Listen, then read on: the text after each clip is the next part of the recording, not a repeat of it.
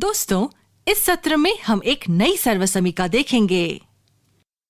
क्या आप पता लगा सकते हैं कि क्या यह सच में एक सर्वसमीका है? इस सर्वसमीका के बाएं तरफ ध्यान दीजिए।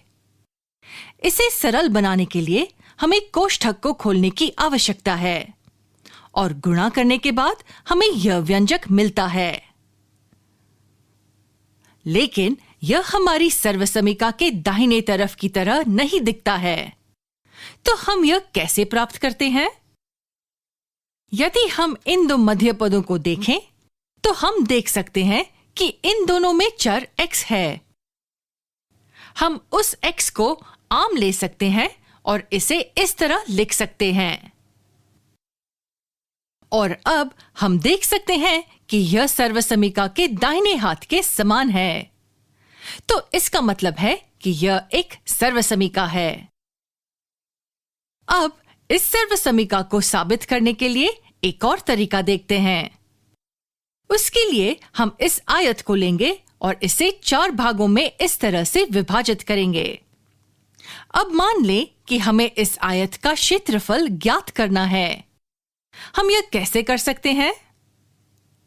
इस आयत के क्षेत्रफल को जानने के 2 तरीके हैं। आइए हम पहले को देखें। अब हम पहले से ही जानते हैं कि आयत का क्षेत्रफल लंबाई गुणा चौड़ाई होता है। क्या आप बता सकते हैं कि हम लंबाई और चौड़ाई के रूप में क्या लेंगे? इस भुजा की लंबाई x है और इस हिस्से की लंबाई a है। तो आयत की कुल चौड़ाई x जोड़ a है। इस भुजा की लंबाई x है और इस हिस्से की लंबाई b है। तो आयत की कुल चौड़ाई x जोड़ b है। तो यह लंबाई है और यह चौड़ाई है। इसमें इन मूल्यों को प्रतिस्थापित करते हुए हम इसे प्राप्त करते हैं।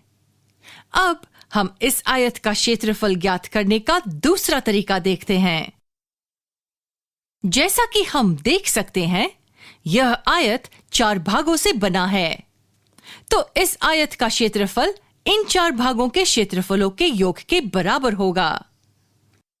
पहले भाग का क्षेत्रफल x गुणा x के बराबर है, जो कि x वर्ग के बराबर है।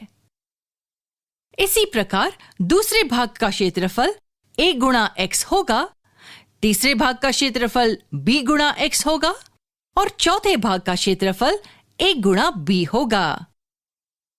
मध्य के 2 पदों से x को आम लेते हुए हमें इसका अंतिम उत्तर मिलता है। आयत के क्षेत्रफल जो हमें दोनों विधियों का उपयोग करने पर मिले हैं, वह बराबर होगा।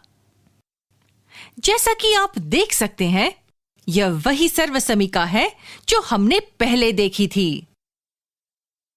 इस सत्र में हमने इस सर्वसमीका को देखा। अगले सत्र में हम इस सर्वसमीका पर कुछ उदाहरण देखेंगे।